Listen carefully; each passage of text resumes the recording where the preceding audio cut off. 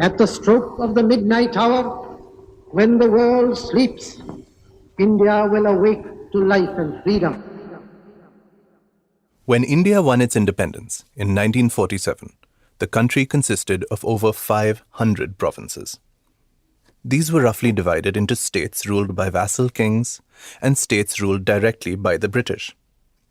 Stitching together this subcontinental patchwork was a fraught task. Partition had left deep wounds, and national leaders were anxious that further strife could tear apart the country's political boundaries. With this in mind, the Constitution was designed to address potential fissures stemming from language, identity, or resources.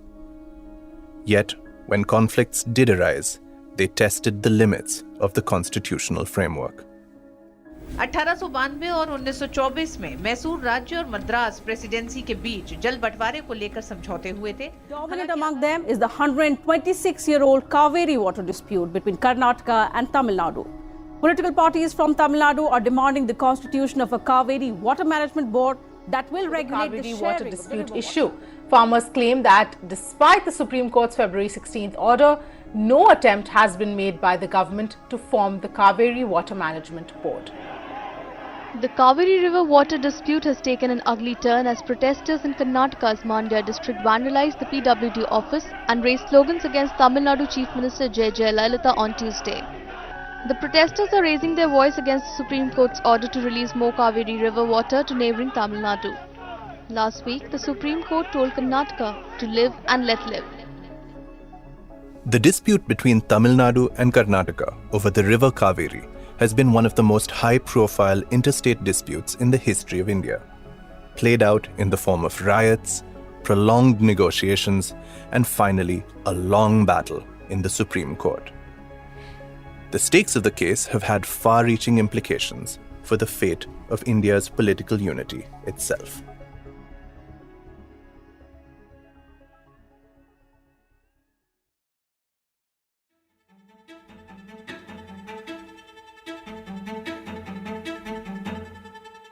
Welcome back to Friend of the Court, a podcast series where we're exploring constitutional cases argued by Anil Diwan.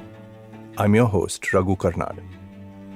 In this and the next episode, we'll be looking at Anil Diwan's tryst with India's oldest river dispute, principally between Tamil Nadu and Karnataka over the Cauvery. First, though, we look at the history and the build-up of the issue. And the fundamental question we'll be asking is whether river disputes can be resolved through political processes, especially in a federal system like India's.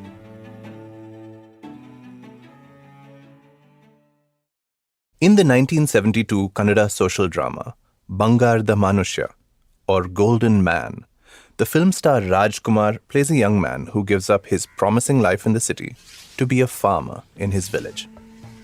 The lofty idealism of Bangarda Manushya inspired a generation of young Kannadigas to return to their roots, just as the protagonist had. The film was a smash hit, the most successful Kannada film at the time, and it instantly elevated Rajkumar to the status of a Kannadiga icon.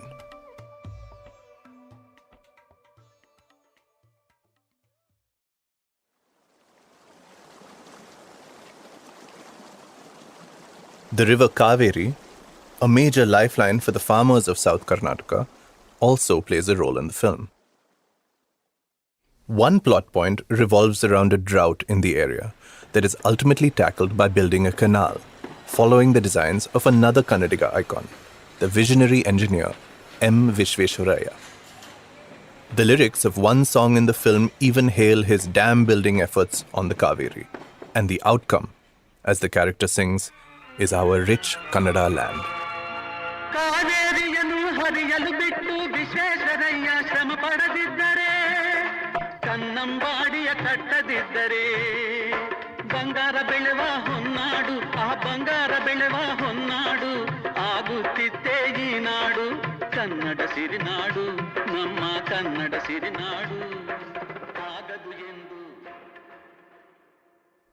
In addition to being central to agriculture in South Karnataka, the Cauvery occupies an important place in the cultural and emotional landscape of Kannadigas.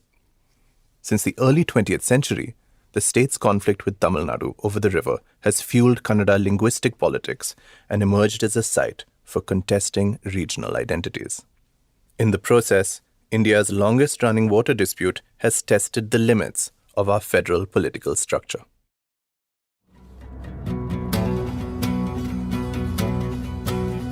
Decades later, Rajkumar would play a different kind of role in the Cauvery saga, but this time in the real world.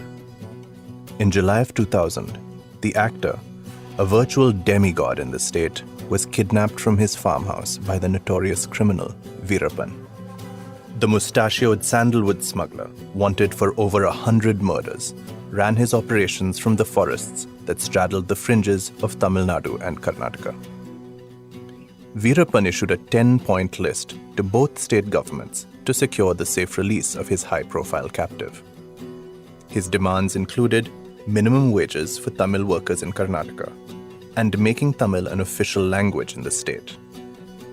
The list also featured demands for a resolution of the Cauvery dispute, and specifically the immediate release of 205,000 million cubic feet, or TMC, of water to Tamil Nadu. Here's senior journalist and author Sugata Srinivasaraju telling us about the episode. Veerappan was into sandalwood smuggling, and both states come together to form the special task force to nab him. He's a bandit who has to be nabbed. So joint effort is continuing on that front. And incidentally, he was a Tamil. Incidentally, Rajkumar was born in an area which adjoins the Tamil area. He's a common criminal. Until that point, I don't think he was concerned about the Cauvery river waters. See, he is also playing to the gallery and trying to make it look like he's a statesman or an ambassador for the Tamil Nadu government trying to negotiate the Cauvery river waters. A dacoit with folk hero aspirations, Veerappan was both a deadly criminal and a cult figure. By 1991, the governments of Tamil Nadu and Karnataka were cooperating on his capture. Perhaps desperate for sympathy, Veerappan was now attempting to refashion himself as a savior of the Tamil people. Rajkumar fans, meanwhile, were enraged. They went on a rampage, destroying public property in Bangalore and demanding that the state government step up its efforts for the actor's safe return. It took 108 days and multiple rounds of negotiations before Rajkumar was ultimately released. Though the particulars of the deal remain a matter of speculation to this day, one thing was clear. Almost none of Veerappan's publicly stated demands were met. Here is Karnataka Chief Minister S.M. Krishna speaking to NDTV shortly after Rajkumar's release. Veerappan has said that we should go to the International Court of Justice for settling Cauvery dispute. We have said no. Veerappan said that Tamil should be the second language of Karnataka. We have said no. This strange and emotional incident was steeped in linguistic politics. Veerappan was attempting to style himself as a Tamil hero, not only through his conditions, but by capturing an icon of the supposed enemy. Here is Srinivasaraju broadly commenting on the force of these identities and what shapes them. India itself was reorganized as linguistic states. So you have nationalism and there is a subnationalism. Subnationalism is framed on either your land or water or language or your ethnicity. So linguistic identity becomes primary identity. With the linguistic identity, the more important thing, see, linguistic identity is there, of course, very important, but connected with the linguistic identity or interlinked with the linguistic identity is your rights over the water that belongs to that land. So land, water and language. It's a tripod on which subnationalist politics operates. Jawaharlal Nehru's generation of leaders were worried that India could disintegrate if the embers of regional identity were fanned. In an interview to India Today, historian and author Ramchandra Guha described apprehensions over creating linguistic states. At the time, you're right, there was a debate. There was a great worry that India had been divided on religious lines. India and Pakistan, and the demand for linguistic states would lead to a further balkanization. And Nehru and Patel were both worried. But Gandhi had promised the people of the South and the West that they would have linguistic states once India became independent. And finally, Nehru conceded the principle. He formed the States Reorganization Commission, which mandated the creation of linguistic states.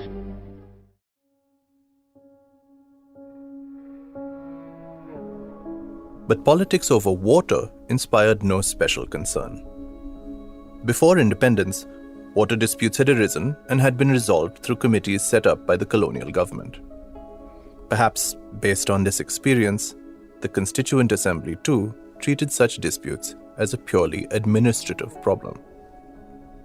But as the years rolled on, it became clear that the drawing of linguistic boundaries was at odds with the geographic reality of sharing rivers. And the Cauvery dispute emerged as one of the most divisive interstate disputes of independent India. What was the issue, though, and why did it hold such cultural and political significance? Originating at the Cauvery in the Kodagu district of Karnataka, the Cauvery is an east-flowing river that travels through present-day Kerala, Puducherry, and Tamil Nadu before draining into the Bay of Bengal. Southern Karnataka lies upstream, while central and eastern Tamil Nadu lie downstream, or in the delta area. Historically, agriculture has prospered in this delta region in Thanjavur district. The first dam in this area, known as the Grand Anicut, was built by the Cholas as far back as the 2nd century AD. Here's senior journalist and commentator A.S. Panneerselvam telling us about the overall importance of the Cauvery in Tamil Nadu. One is it is providing drinking water. Second, it is providing water for the industrial use. Remember, we are talking about a state which is highly industrialized. For a state which is highly industrialized, water for its industrial use is central. And if you are looking at the Cauvery routing, we find Tirupur as the first Cauvery-centric place. Even Hosur, which is in the beginning of the state, gets its support through Cauvery. Then the tributaries like Noyal or Amaravati, they are all again fed through Cauvery. Whether it is Tirupur, Karur, this entire industrialization is linked with Cauvery. Then it's providing the biggest support for the irrigation. Under the British, the Cauvery Delta became a part of the Madras Presidency, directly ruled by a governor appointed by the Crown. The fertile delta region was a source of revenue for the administration, and it took measures to improve irrigation along the river. The presidency included all of present-day Tamil Nadu and parts of neighboring states. To its west lay the Warrior-ruled kingdom of Mysore, which mainly consisted of southern Karnataka. In the late 19th century, new dam technologies had ushered in a new era of river water utilization, especially for areas such as Mysore. Beginning in 1881, Mysore also embarked on a mission to industrialize its economy. Dam building became a priority, especially after 2 devastating droughts in the preceding decade. At first, Madras bristled. But the 2 states brokered an agreement in 1892 to govern the use of their shared river systems. It would now be mandatory for Mysore to take consent from Madras before constructing on its portion of the river. A flashpoint arose again in 1910, when Chief Engineer and future Bharat Ratna M. Visvesvaraya proposed a dam in the village of Kannambadi in Mandya. Alarmed by the prospect of a dam upstream, Madras refused its consent. The matter now became the subject of prolonged legal negotiations. Finally, in 1924, after many failed rounds and an unsuccessful arbitration attempt, Mysore and Madras reached an agreement. The agreement provided for the construction of the Krishna Rajasagar Dam, or the KRS Dam, in Mysore, and the Mettur Dam in Madras. This agreement fixed the quantity of water that Mysore would have to release to Madras each month, before impounding water for their own use in the KRS dam. It also specified the acreage of land that could be developed for agriculture by both sides. However, the onus was on Mysore to ensure that its activities did not affect the flow of water downstream into Madras. Panneerselvam tells us more about the advantage Madras enjoyed in 1924. See, 1924, definitely Madras state had a advantageous position because it was a colonial rule and it also had a Justice Party government. For the Justice Party government and the colonial rule gave weightage to Tamil Nadu compared to the princely state of Mysore. And the princely state of Mysore was not really busy in securing its rights because it was also trying to renegotiate its own position. The difference between a partly elected and a full-fledged state arrangement of the Tamil Nadu versus a princely state. In that sense, when Karnataka is talking about the unfair nature of the 1924, one has to concede this element of the unfairness. The 1924 agreement, which would be reviewed after 50 years, also contained other seeds for future trouble. 1924 agreement had no idea of river water resources sharing when there is a shortfall. It assumed that every year is going to be a decent rainfall year. Therefore, there was no distress formula which was embedded into that agreement. And second issue is that agreement did not take into account the new demands on water. That agreement has no clue about drinking water requirements. That water had no clue about industrial requirements. That's a reason in the case of Tamil Nadu, the Delta region, the cultivational history goes back to 2000 years. Whereas in the region from Kodagu to Mandia was developed over the last 200 years. Therefore, this historical discrepancy was also not recorded into that agreement. And these are the past which come back to haunt us in the present.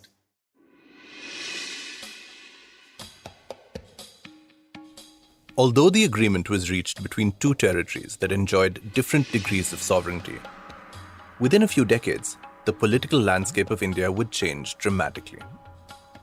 In 1951, after the constitution came into force, Madras and Mysore became two states of the new Indian nation, with equal rights and bound by the rules of a federal system. In 1956, Indian provinces were reorganized along linguistic lines. Madras was broadly divided into Telugu-speaking Andhra Pradesh and Tamil-speaking Tamil Nadu. Mysore, along with other Kannada-speaking provinces including areas of erstwhile Bombay and Hyderabad, were united to create the state of Mysore, later renamed Karnataka. This, however, did not change the course of the Cauvery. It still remained a trans-boundary river.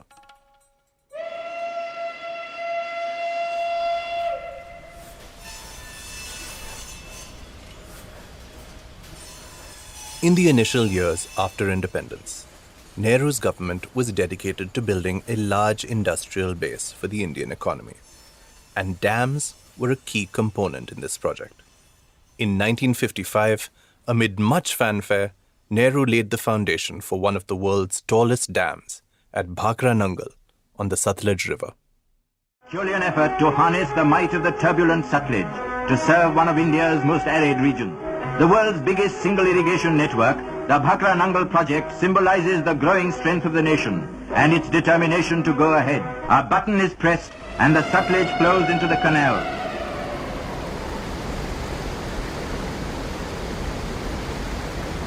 With the Nehru government's growing focus on dam building came the potential for more water-sharing conflicts. But Article 262 of the Constitution gave Parliament the power to create a legal framework for adjudicating interstate river water disputes. It made explicit provisions to keep the dispute out of the courts. Here's Advocate K.K. Lahiri, the author of a book on the River Disputes Act, telling us about its origins.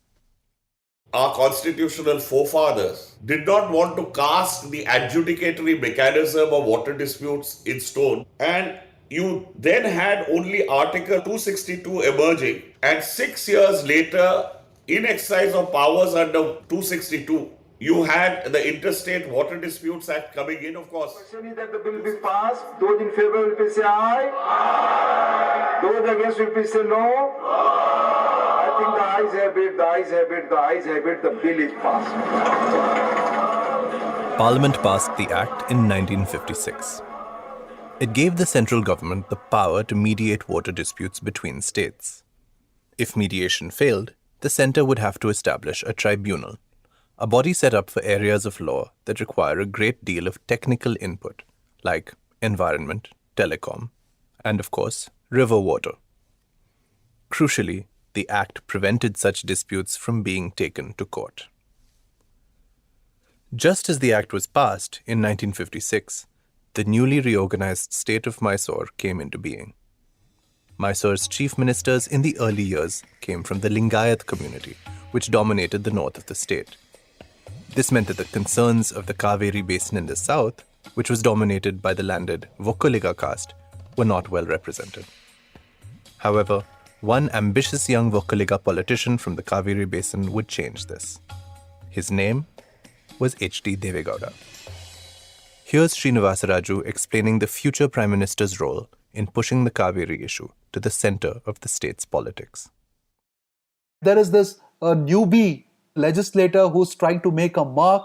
Until then, there is no decisive leadership for the Cauvery River, harnessing of the Cauvery River waters in the Cauvery basin area. Besides making logical arguments, he is also picking on emotion and making it an emotive issue for the people in the basin area. So he hails from Hassan. So Hassan is part of it. There is Mandya, there is Mysore, then you have Kolar, you have Bangalore Rural District. So all of this, there is a new awakening about the Cauvery River waters, and then he's playing the game beautifully by picking a policy thing, something which is both policy and an emotive connect, has a policy and emotive connect to the people. It affects the lives of people. It affects their livelihoods because it's about several thousand hectares, lakhs of hectares of cultivable area. There is drinking water issue which comes much later, of course. So he is saying, if you give away all water, see, it's a very interesting thing. If he tells Mr. Nijlingappa, if you give away all water to Tamil Nadu as you have promised, then what are my people going to drink? Devegowda was reacting to the Chief Minister, S. Nijlingappa, informally agreeing to release water to Tamil Nadu. Nijlingappa was a Lingayat, Gowda was a Vokkaliga.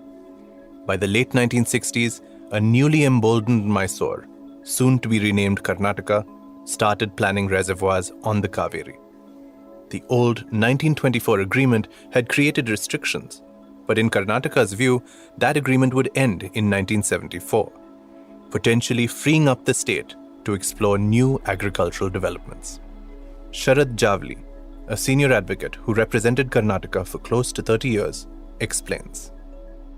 Afterwards, when the agreement was due to expire, according to us, 50 years after 1924, we were approaching 1974. Around that time, say for about 10 years earlier, the awareness started guiding Karnataka. The new state of Karnataka, the state felt that it need not get bogged down in correspondence with Madras, seeking their approval for projects to be set up in the territories of Karnataka. Predictably, these plans did not sit well with Tamil Nadu. Upset by what they saw as disturbances to an age-old understanding, Tamil Nadu approached the centre in 1969, asking it to step in and mediate. Unlike the shaky consensus in Karnataka, Tamil Nadu politicians across party lines were united on the Cauvery issue. The State Assembly passed a resolution in 1971 urging the centre to set up a tribunal to adjudicate between the states and halt fresh constructions. Here's Javali again. The government of the new state of Karnataka resolved that whatever be the trouble that the state might face, we would proceed with the construction of these projects on the tributaries, as that would satisfy the extensive areas in the state, and that would satisfy the needs of the state of Karnataka. So they proceeded. It was then in that background that Tamil Nadu realized that this is a new Karnataka. They are not going to bend anymore, as has been accustomed over the decades. So what was the course available to Tamil Nadu? Tamil Nadu approached by a suit as if it's a dispute between the two states in 1971. With the two states at loggerheads, Prime Minister Indira Gandhi had to step in. She persuaded Tamil Nadu to drop its suit by promising to mediate a dialogue. But even those talks failed. Panneerselvam explains why. In 1972, Tamil Nadu realizes that it's not going to be an easy task, because in the original agreement, the 1924 agreement, Tamil Nadu got 75% of the water share and Karnataka was given 25% of the water share. Karnataka wanted a formula of 50-50. This position Tamil Nadu was not willing to accept in toto, because it says that it's not recognizing the historic commitment. The Cauvery Delta region is a historic commitment of the state, and it says that this agreement is not addressing the historic commitment. Yes, we are not going to increase the new areas under the river water requirements, but we cannot deny the existing beneficiaries. That was the Tamil Nadu's argument, and that argument was not actually working well with Karnataka. 1974 came and went, with no new framework to replace the 1924 agreement. The two states continued having talks to arrive at a sharing framework, but there was no resolution in sight. All this while, the centre showed no inclination to set up a tribunal, a demand that Tamil Nadu had first made in 1970. Their reluctance stood out, especially since the centre had recently set up not one, but 3 tribunals to resolve the Godavari, Narmada, and Krishna river disputes. So what was stopping them here? The Cauvery had grown into such a sensitive issue that no national political party was willing to risk their electoral chances by taking a stand. Panneerselvam again. Primarily, the difference between Tamil Nadu and Karnataka is that Tamil Nadu has been always ruled by a regional party and Karnataka has been ruled by a national party. And there is a bias towards a national party regime. Though we talk about cooperative federalism, we also know that there is a particular political bias towards national parties which has been entrenched. And in the cases like Cauvery, this becomes very, very important. Tamil Nadu was growing frustrated. The negotiations with Karnataka were going nowhere, and the central government also seemed to be stalling. Tamil Nadu sensed that the reason was the Congress party's desperation to hold on to power both at the centre and in Karnataka. Eventually, in 1983, after one of the decade's worst monsoons, a farmers' association in Tamil Nadu filed a writ petition in the Supreme Court. It made the same plea, that the court direct the central government to establish a tribunal. The Supreme Court heard the petition, and in 1990, that is precisely what it did. The tribunal, consisting of the Chief Justice of the Bombay High Court and 2 sitting judges of other high courts, would now have to come up with a resolution.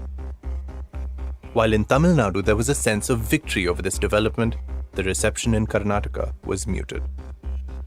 And it would only get worse.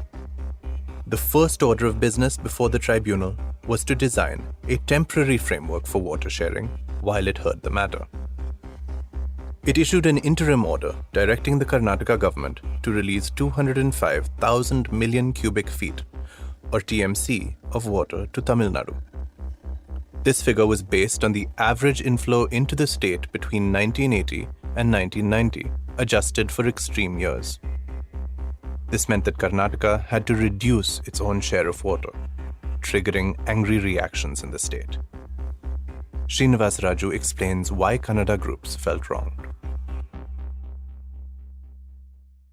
They produce a video which shows the tribunal members traveling across Tamil Nadu, accepting felicitations and gifts and all that.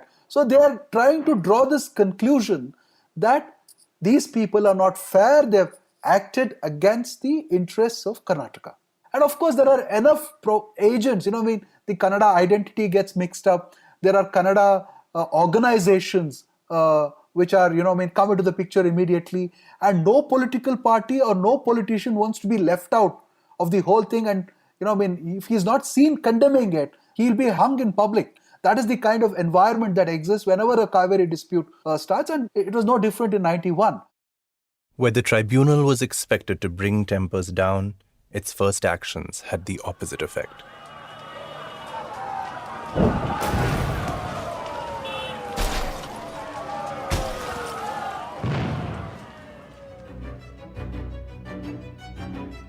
Riots broke out following the interim order in 1991, and 28 people died in Bangalore alone, and thousands more across the state were displaced. It was the first time that widespread violence erupted over the Cauvery dispute. But it would not be the last. ಬಳಿಕ ಮಾಗಡಿ ರಸ್ತೆ, ಕಾಮಾಕ್ಷಿಪಾಳ್ಯ, ನವರಂಗ್ ಹೀಗೆ West ಬೆಂಗಳೂರಿನಿಂದ ಹಿಡಿದು East ಬೆಂಗಳೂರಿನವರೆಗೂ ಪ್ರತಿಭಟನೆಗಳು, ಹೋರಾಟಗಳು ಹರಡಿಬಿಟ್ವು ನೋಡಿ. ಫೈರಿಂಗ್ಗೆ 16 ಬಲಿ. ಮಾಗಡಿ ರಸ್ತೆಯಲ್ಲಿ ಕಾನೂನು ಸುವ್ಯವಸ್ಥೆ ಕಾಪಾಡಲು ಪೊಲೀಸರು ಲಾಠಿ ಚಾರ್ಜ್ ಮಾಡಿದ್ರು.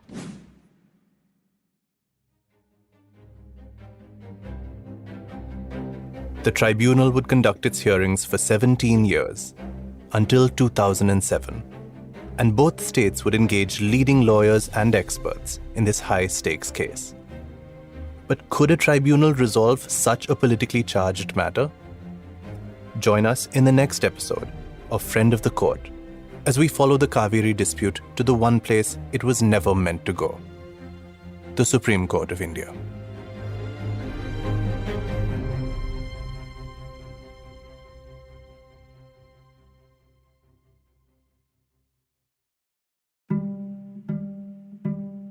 Friend of the Court is a project by the Anil Diwan Foundation in partnership with the School of Law, Governance and Citizenship at Ambedkar University, Delhi. Thank you to the guests on this episode: A.S. Panneerselvam, K.K. Lahiri, Sharad Javali and Sugata Srinivasaraju. The team at Anil Diwan Foundation and Ambedkar University, Delhi includes researcher and fact-checker Vipin Mittal, researcher and scriptwriter Ramya Boddupalli, script editor Bhavya Dore, advisors Lawrence Liang, Ranveer Singh, Sham Diwan and Vivek Diwan. Production by Made in India.